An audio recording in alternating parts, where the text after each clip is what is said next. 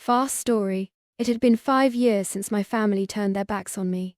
5 years of silence, of birthdays spent alone, of holidays where the laughter I once cherished was replaced by an eerie quiet in my small apartment. The accusations had been devastating false, but loud enough to drown out my protests. I was branded as untrustworthy, a liar, and a person I didn't even recognize. One by one, they cut me off my parents, my brother, and my sister. They took the word of others over mine, and I became the outsider. I still remember the last conversation with my father. His voice was cold, and his words felt like a knife to my chest. Until you're ready to admit what you did, we have nothing to talk about. I had nothing to admit because I had done nothing wrong, but that didn't matter. The damage was done, and the people I loved most in the world were gone. The years that followed were agonizing but transformative. I went to therapy, found a job that gave me purpose, and surrounded myself with friends who became like family. These were the people who believed me when no one else would. They celebrated my small victories and held me through the darker nights when loneliness felt unbearable. Slowly, I rebuilt a life without my family, but one filled with people who saw me for who I truly was. Then, one day, out of the blue, I got a call from my sister. My heart raced as I stared at her name on my phone screen. For a moment, I thought about not answering. What could she possibly want after all this time? But curiosity won, and I picked up. Her voice was hesitant, almost timid, as if she knew how much she had hurt me. Hey, it's been a while. She started. I didn't bother with pleasantries. What do you want? There was a long pause on the other end before she finally said it. I'm getting married. I want you to be there. I felt like the air had been knocked out of me. The audacity.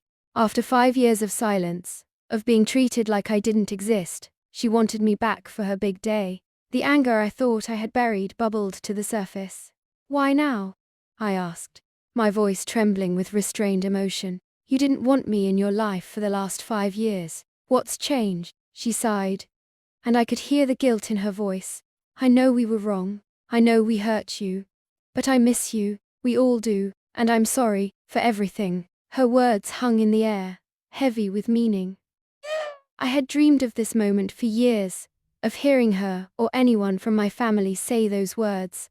But now that they were here, they felt hollow. Sorry wouldn't give me back the years I lost. Sorry wouldn't erase the nights I cried myself to sleep. I don't think I can do this, I said finally, my voice barely above a whisper. What do you mean? She asked, panic creeping into her. I mean, I've moved on.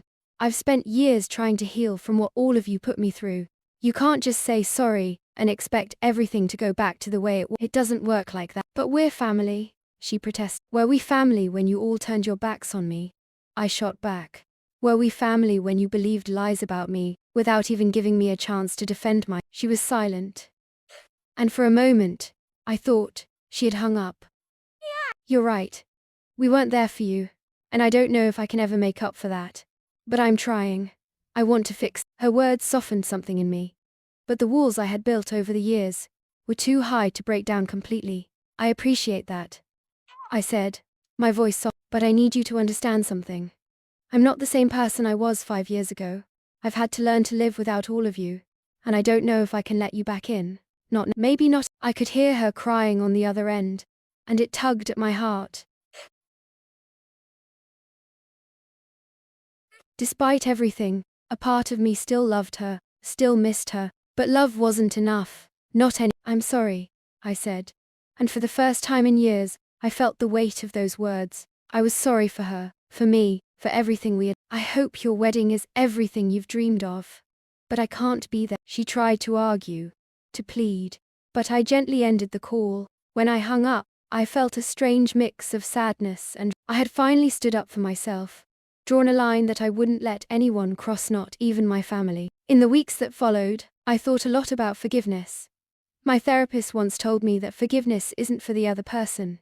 It's for you. It's letting go of the anger and pain so it doesn't consume. I wasn't ready to forgive my family, but I was ready to let go of the hold they had. On the day of my sister's wedding, I spent the day with my chosen family, the friends, who had been there for me when my own family wasn't. We laughed, we shared stories, and we celebrated life. And for the first time in years, I felt maybe one day I'll be ready to rebuild bridges with my family. Maybe I'll find it in my heart to forgive them. But for now, I'm at peace with my decision. I've learned that family isn't just about blood, it's about love, trust, and the people who stand by you no matter what. And I've finally found second story. The day my father passed was the day my world stopped. He had been my rock, the one person I could always rely on, even when the rest of the family felt like strangers. Losing him felt like losing a piece of myself, a part that I wasn't sure I could ever get back. Amidst the grief, the endless condolences, and the suffocating silence that followed his funeral, I found something unexpected. A letter. It was tucked away in an old wooden box he kept on his bedside table, alongside a watch I'd always admired, and a photograph of my mother, from years ago. My name was written on the envelope in his careful, familiar handwriting. My hands shook as I opened it, a mix of dread and anticipation coursing through. Dear if you're reading this, it means I'm no longer here.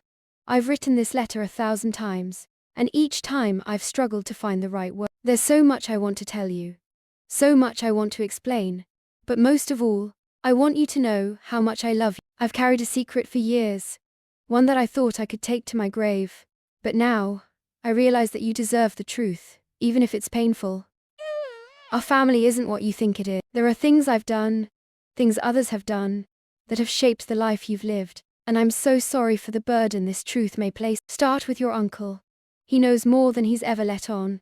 And please, don't hate me for keeping this. I thought I was protecting you, but maybe I was just too afraid to face the consequences of the love always. Dad. I read the letter over and over, my mind racing. What was he talking about? What secrets? My uncle, who always seemed like a distant, stoic figure, held on. It felt like my father had shattered the foundation of everything I believed about our At first, I didn't know what to do. Should I confront my uncle? Should I share this letter with my sibling? Or should I bury it? Pretend I never found it? And let the secret die with my father? For days, I carried the letter with me everywhere, folded neatly in my pocket, as if having it close would somehow reveal the answers. But instead, it only made the questions louder, the uncertainty heavier. Finally, I decided I couldn't carry it alone anymore. I called my uncle. His voice was calm as ever, though there was a slight hesitation when I told him I needed to talk about Dad. We agreed to meet at his house, a small, unassuming place on the edge of town that I had rarely visited. When I arrived, the air between us was heavy with unspoken words. I handed him the letter without saying anything, watching his face as he read. His expression didn't change much, just a flicker of something I couldn't quite place. Regret? When he finished, he folded the letter carefully and placed it on the table. Your father always did struggle with letting go of the past, he said, his voice quieter than I'd ever heard. What does that mean? I asked, my frustration bubbling to the surface. What past?